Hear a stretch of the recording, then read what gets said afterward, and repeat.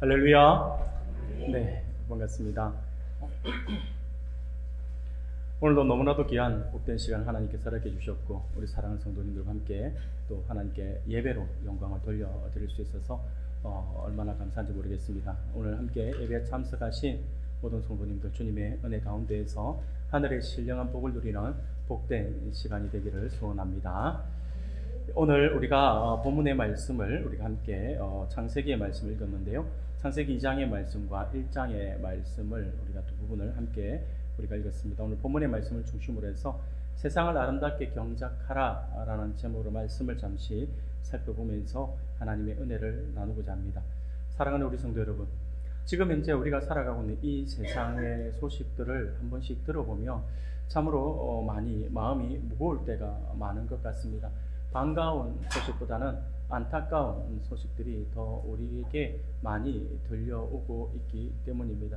요즘 들려오는 소식들이 기쁘고 반가운 소식보다는 솔직히 너무 끔찍한 소식만이 많이 전해져 오는 것 같습니다.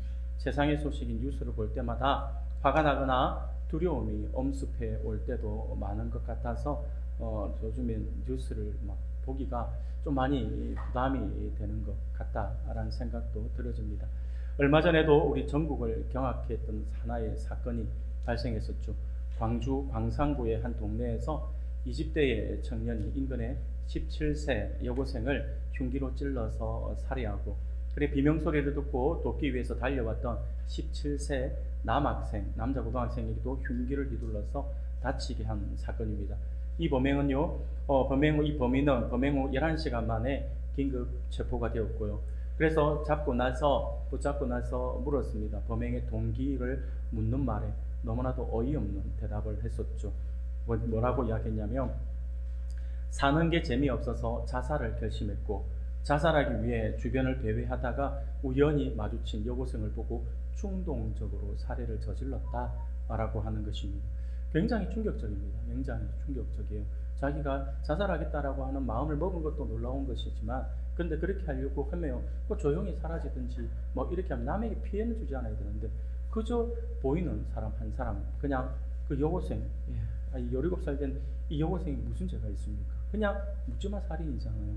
너무나도 끔찍한 사건이 벌어지고, 그가 했던 이 말들의 자체도 너무나도 충격적으로 다가온 그러한 충격적인 사건입니다. 참 세상이 참으로 무섭다라는 생각이 들어집니다. 문득 그런 생각이 들더라고요. 요즘 우리 길을 가다가 호기심에 누군가를 쳐다보면 안 된다라고 하잖아요. 요즘에 아이들 이렇게 뭉쳐 있고 특히 10대 이렇게 모여 있으면 그냥 지나가다가 쳐다봐도 그냥 기분 나쁘다고 그냥 뒤따라와서 해코지를 하는 세상이니까 사람들을 함부로 쳐다보아서도 안 된다라고 이야기를 하잖아요. 그러다 보니까 제가 볼 때는 그러면 머리를 들고 하늘만 보고 다녀야 되나, 아니면 하늘만 보고 다니다가 아파트 단지에서 위에서 왜 쳐다보나 이렇게 할 수도 있는 것 같아가지고, 그럼 땅만 쳐다보고 다녀야 되나 라는 생각이 들어서요. 그러다 보니까 요즘에 길 가다 보면 우리 젊은 세대들이 위험천만하게 많이 다니잖아요. 뒤에 차가 따라와도 차가 따라오는지도 모르고 뒤에 이어폰 꽂고 폰 들고 이렇게 바닥만 쳐다보고 가잖아요. 그걸 보면서 무슨 사고가 날까 해서 걱정이 되는데, 문득 사회적 상황들을 볼 때마다 느껴진 느낌이 땅만 보고 가는 게 이해가 된다라고 할 정도로 지금 우리 시대가 너무나도 어려운 시대인 것 같다라는 생각이 들어집니다. 사랑하는 여러분, 그런데 이러한 힘든 세상의 소식은요, 그저 사람에게 어떤 누구가 해코지를 했다, 어떤 사건이 일어났다라고 하는 소식만은 아니에요.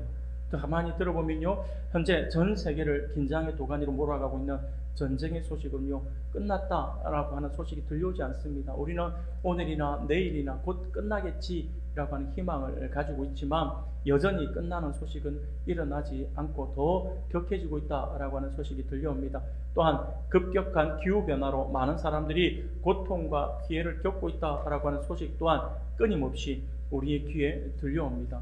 사랑하는 여러분, TV나 인터넷 매체들을 한번 보십시오. 이것을 보면요, 굉장히 충격적으로 다가옵니다. 많은 시청률과 조회수를 올리기 위해서 마치 누가 더 자극적인 프로그램과 기사를 만들어 올리느냐에 혈안이 되어서 경쟁을 하고 있는 듯한 그런 모습을 보이고 있다라고 하는 거죠. 어떻게 보면 눈 돌릴 데가 없다라고 이야기해도 무방하지 않나라는 생각이 들어집니다.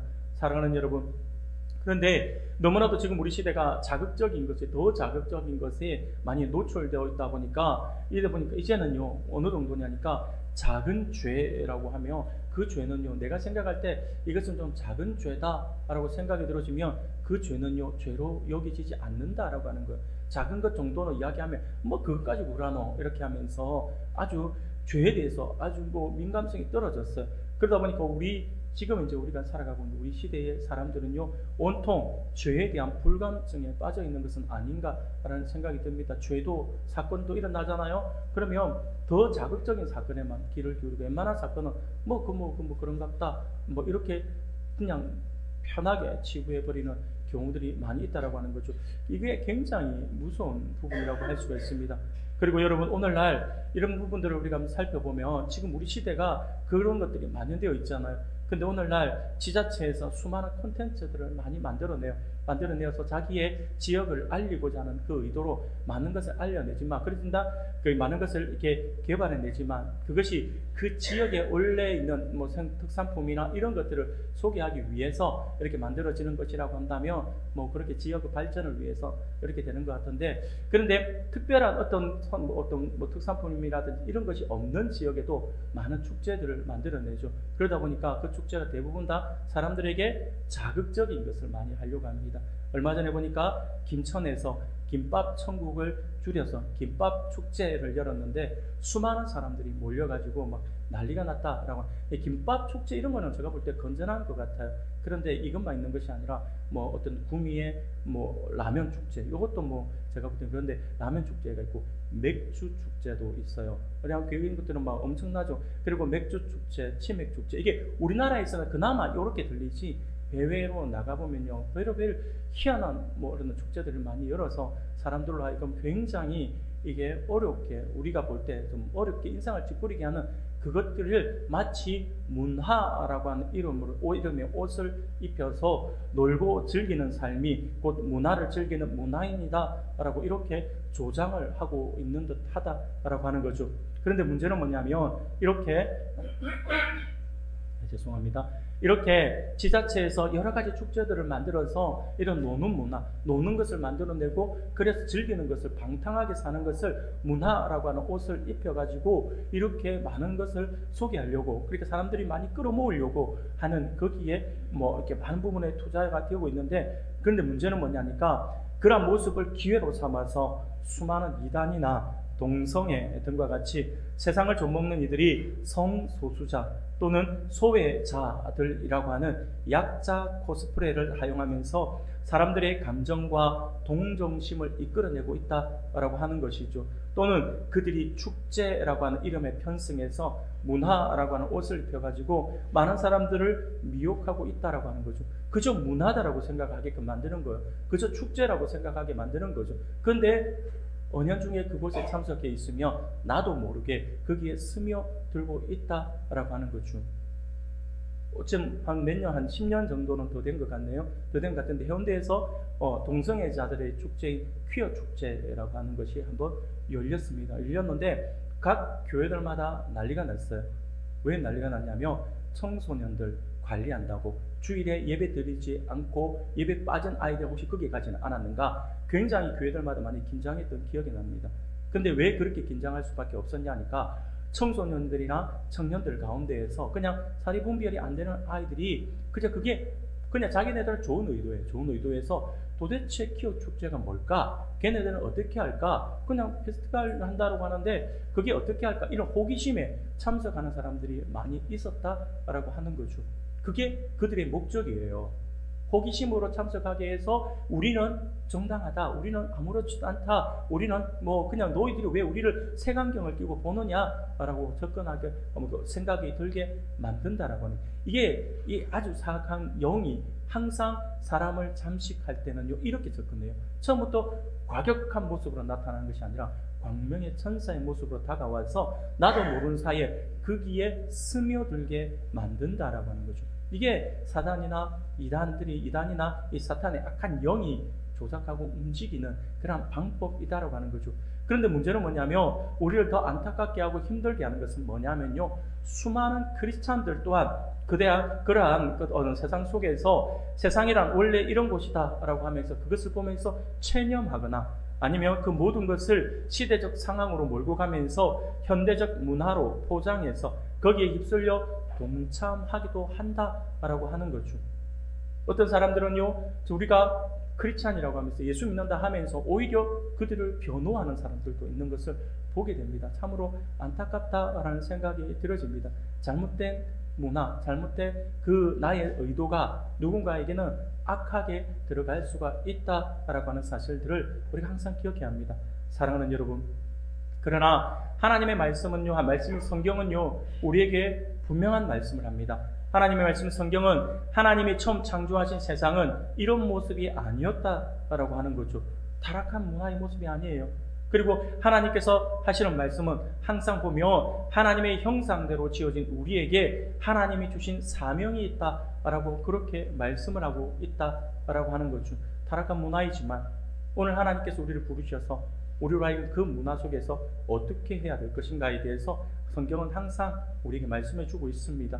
그러므로 오늘은요, 오늘 우리에게 주신 이 창세기의 말씀을 통해서 하나님이 우리를 어떤 존재로 지으셨고 어떤 명령을 우리에게 주셨는지에 대해서 함께 살펴보면서 은혜를 나누고자 합니다.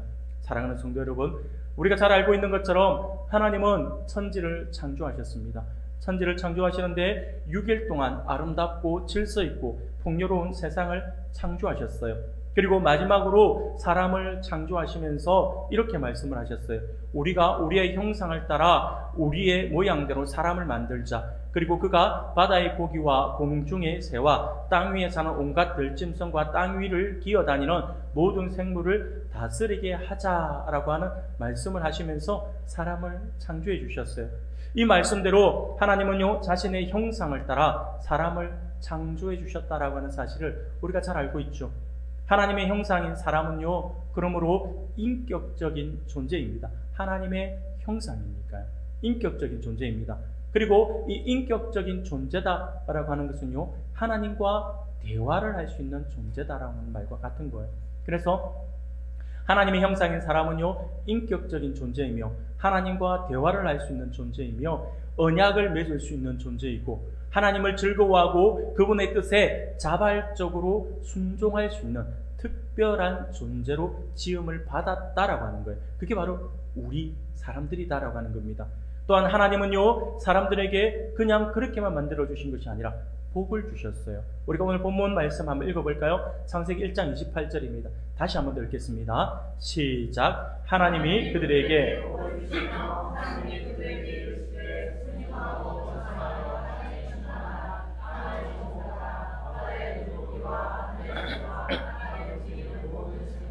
다스리라.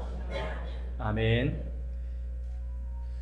하나님이 그들에게 복을 주시며 라고 말씀을 합니다. 하나님이 그들에게 이르시되 생육하고 번성하여 땅에 충만하라. 땅을 정복하라. 바다의 물고기와 하늘의 새와 땅에 움직이는 모든 생물을 다스리라 라고 우리에게 하나님께서 말씀을 해주셨습니다. 이는요, 곧 하나님의 형상인 사람은 하나님이 선물로 주신 창조 세계를 충만하게 채우며 다스리는 존재로 지어진 것이다 라고 하는 것을 우리에게 분명히 보여주고 있는 말씀인 것이죠.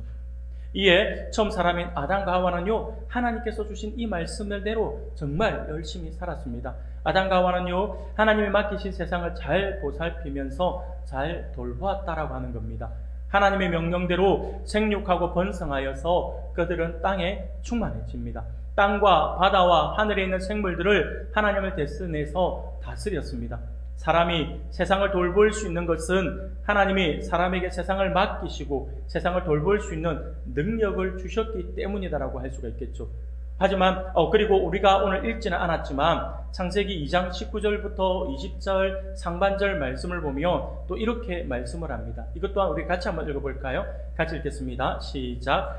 여호와 하나님이 흙으로 각종 들짐승과 공중의 각종 새를 지으시고 아담이 무엇이라고 부르나 보시려고 그것들을 그에게로 이끌어 가시니 아담이 각 생물을 부르는 것이 곧 그 이름이 되었더라. 아담이 모든 가축과 공중의 새와 들의 모든 짐승에게 이름을 주니라. 아멘. 사랑하는 성도 여러분, 하나님께서 아담에게 모든 것을 이제 맡기시고 세상을 돌볼 수 있는 능력을 주셨어요. 근데 그것만을 주신 것이 아니라 바로 이 창세기 2장에 있는 이 말씀을 통해서 하나님께서 아담에게 특별한 은혜를 더해 주시는데, 그게 뭐냐니까 각 동물들의 이름을 지을 수 있게 해주셨다라고 하는 거예요.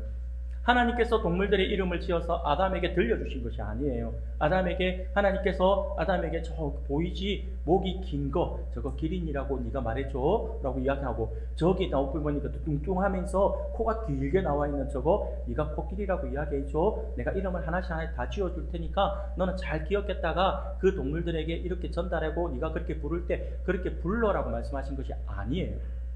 그저 아담에게 보내주시니까 아담이 그의 창작의 능력, 하나님께서 주시는 그 창의력을 가지고 동물들 하나씩 자기 앞에 올 때마다 아담이 이름을 지어줬다라고 하는 거예요. 하나하나씩 보면서 하나하나의 특징을 살려서 이름을 다 지어주고 있었다라고 하는 거죠. 더 놀라운 사실은 그 이름을 지어준 그 이름을 아담은요 불러준 것으로만 끝나는 것이 아니라 그 이름 지어줬던 이름을 하나씩 다 기억하고 있었다라고 하는 게 굉장히 놀라운 사실이에요. 아담이 얼마나 하나님의 형상으로 처음 만들어진 아담이 얼마나 똑똑한 존재인지를 IQ가 막 측정이 안 될 정도로 어마어마한 존재다라고 하는 그 사실을 우리가 알 수가 있겠죠.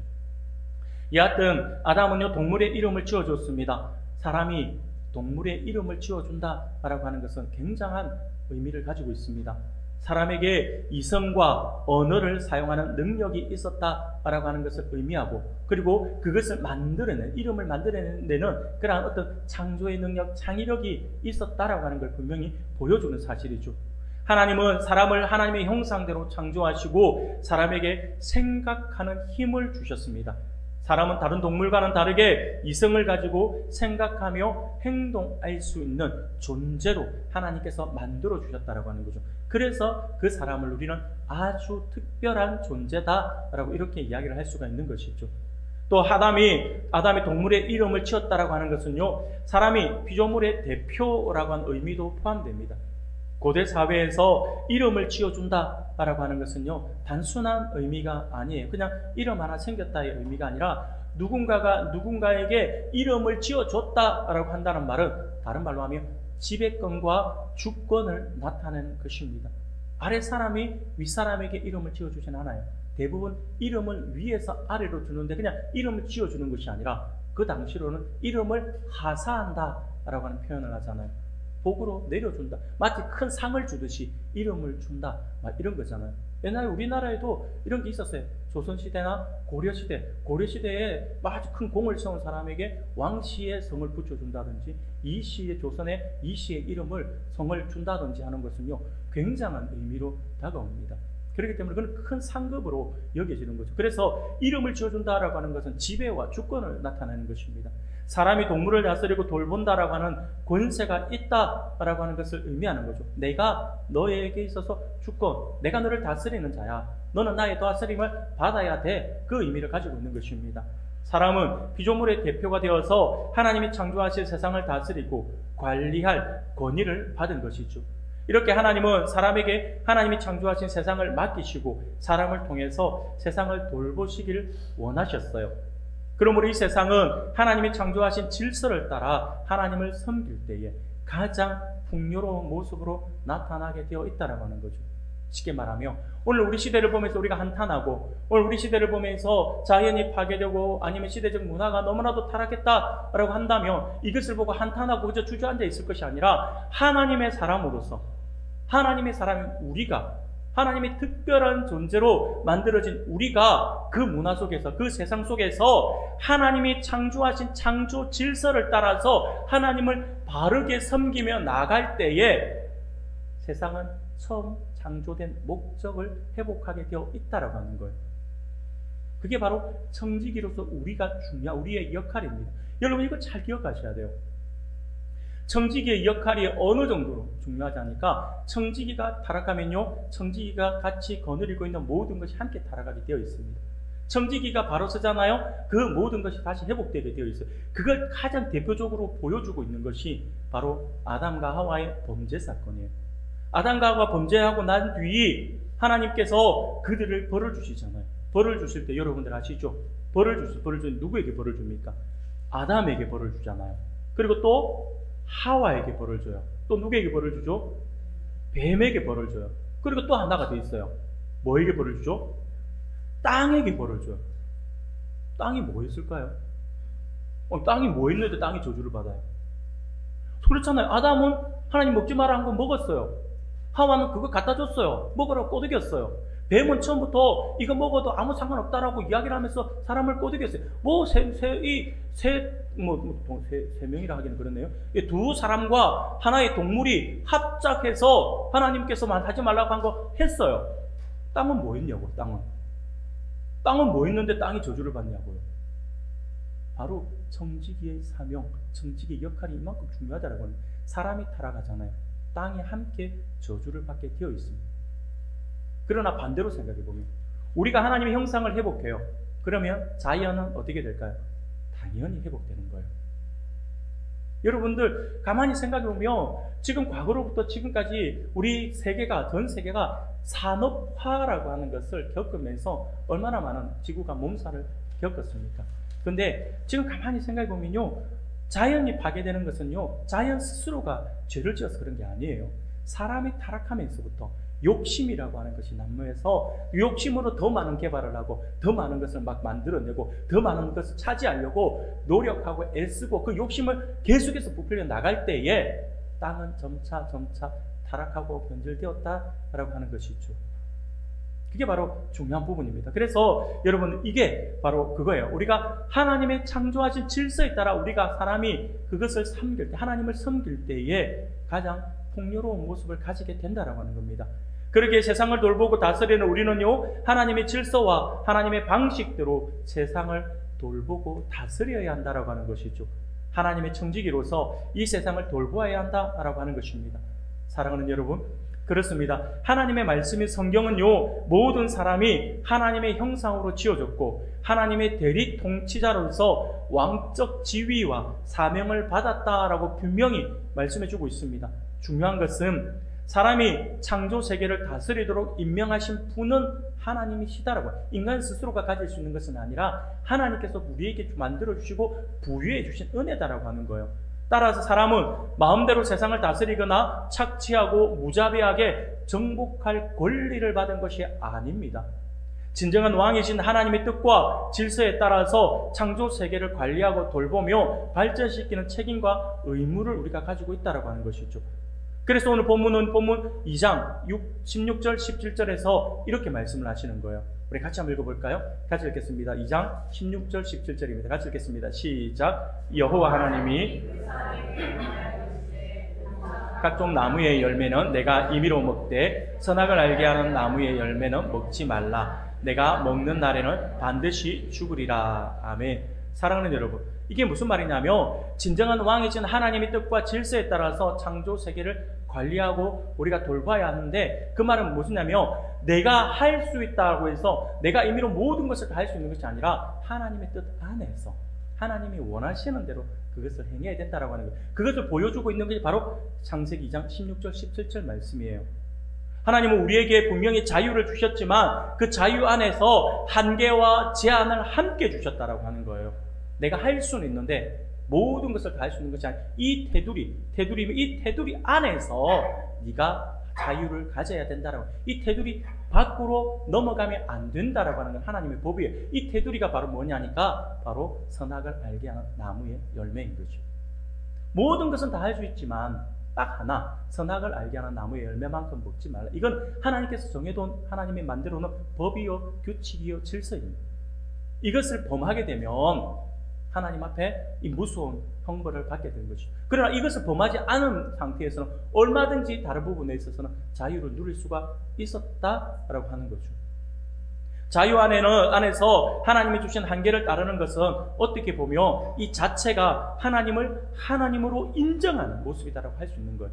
쉽게 말해서 아담이 하나님께서 주신 이 에덴 동산에서 선악을 알게 하는 나무의 열매를 먹지 않는 것은 단순하게 하나님이 말씀해서 하나님 먹지 말라 했으니까 내가 먹으면 안 돼, 이것이 하나님의 법을 지키기 위해서 이렇게 다가가는 것이라고 생각할 수 있지만, 그러나 사실은요, 그것을 먹지 않는 것은 어떤 의미를 갖고 있냐면, 단순하게 선악을 알게 한 나무에 먹냐 안 먹냐의 개념이 아니라, 하나님께서 말씀하셨기에 내가 하나님을 인정한다라고 한다면 내가 그것을 먹지 않는 거야 라고 하는 거죠.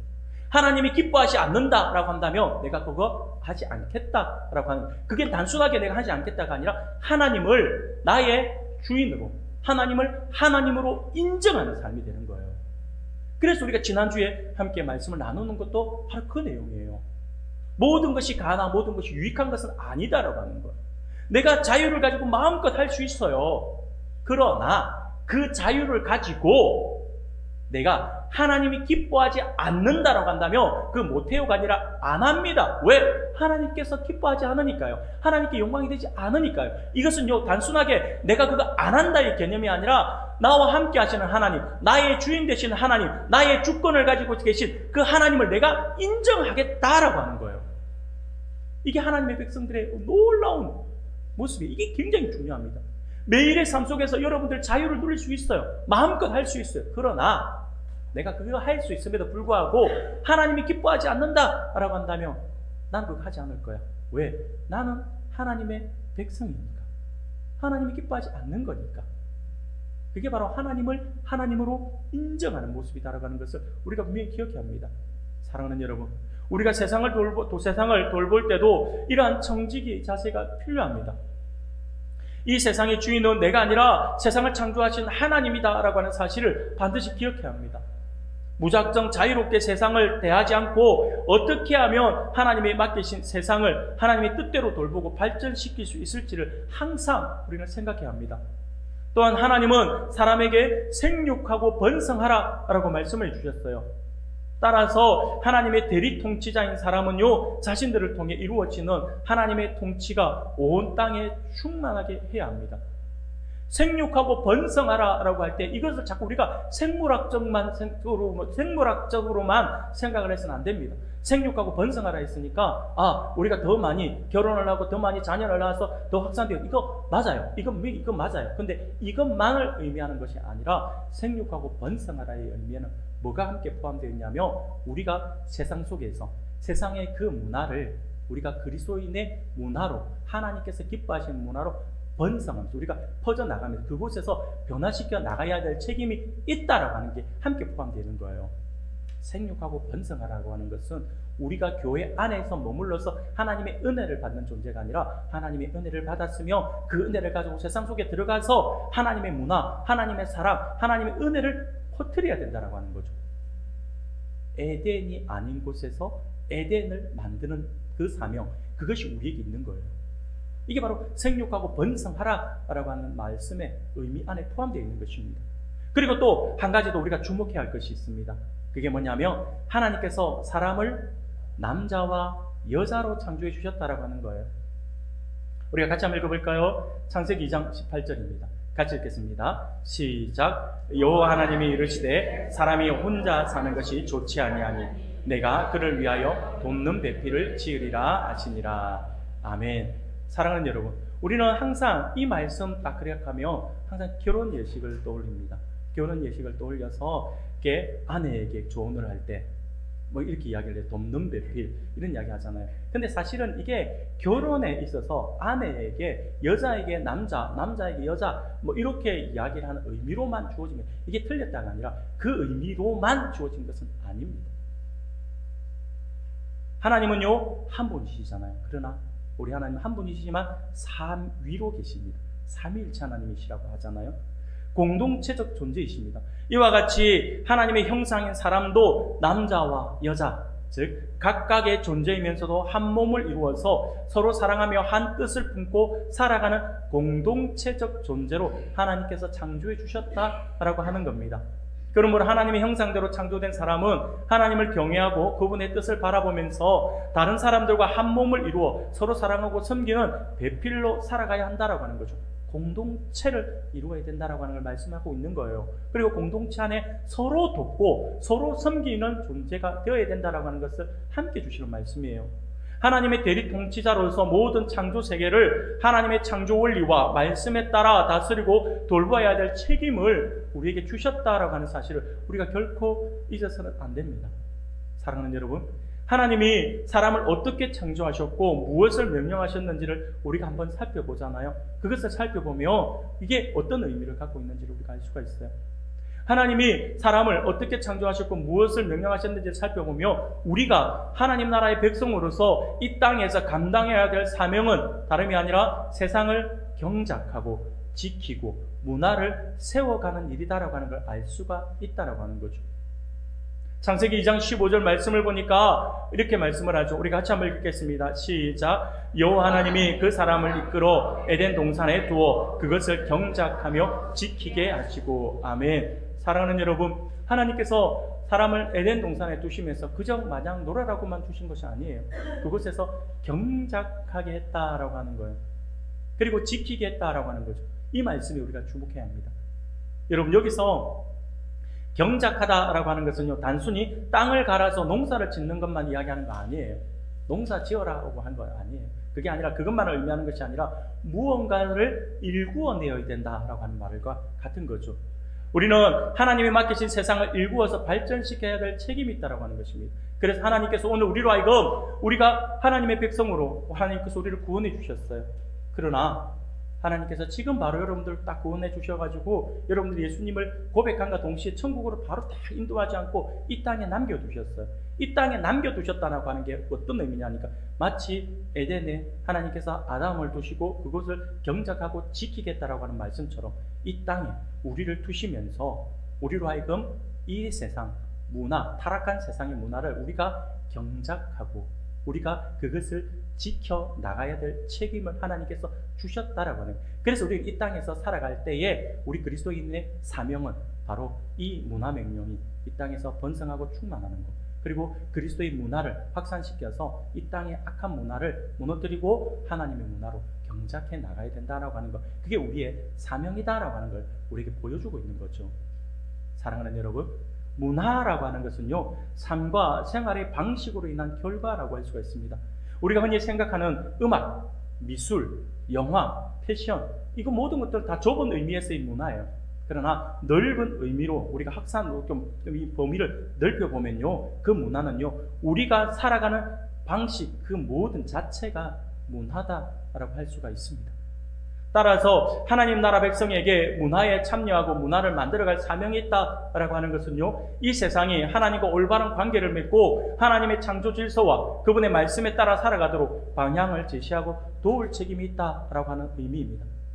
이를 위해서 우리는 먼저 하나님이 선물로 주신 자연 환경을 관리하고 생태계를 보호해야 합니다. 이 일도 문화 명령을 수행하는 아주 중요한 부분입니다. 또한 다른 사람을 속여 이익을 취하거나 약자를 억압하고 착취하는 모든 악한 삶의 방식을 변화시키기 위해 노력해야 한다라고 하는 거죠. 여러분, 그렇다면 조금 더 구체적으로 우리는 하나님 나라 백성으로서 문화 명령을 수행하기 위해서 우리가 무엇을 할 수 있냐니까 조금 더 쉽게 접근해 본다면 그것은요, 먼저 가장 쉽게 우리가 생각할 수 있는 게 앞에서 제가 먼저 말씀을 드린 것처럼 하나님께서 주신 자연을 아름답게 가꾸고 지켜야 할 책임이 있다는 이거예요. 이거 아주 중요한 부분입니다. 이게 생활 속에서 우리가 드러나야 되는 거예요. 마치 나무 한 그루 더 심고 산에 가서 뭐 음식물 버리지 말고 요것만 이야기하는 것이 아니라 삶 속에서 우리가 이런 것들은 안 좋은 것들은 버려나가야 되는 거죠.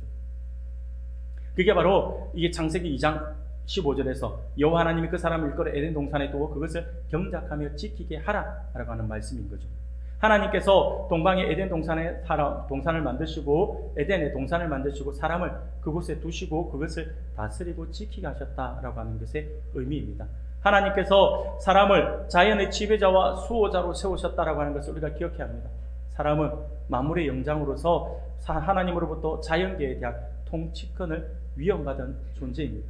따라서 사람은 하나님의 피조물들 가운데 매우 큰 권리를 소유하게 되었죠. 하지만 이러한 권리는 사람이 자연에 대하여 마음대로 할 수 있다라고 하는 의미를 이야기를 하고 있는 것은 아니에요. 내가 하고 싶은 대로 하고 할 수 있다라고 하는 거 아님을 잘 기억하셔야 됩니다.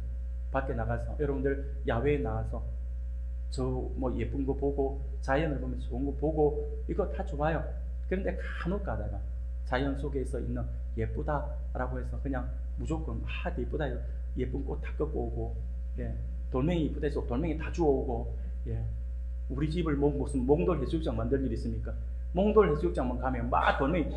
얼마 전에 거제도, 요즘에 다시 안 가봤는데 한 몇 년 전에 거제도 몽돌 해수욕장 있잖아요. 학동에 있는 몽돌 해수욕장 갔더니 깜짝 놀랐어요.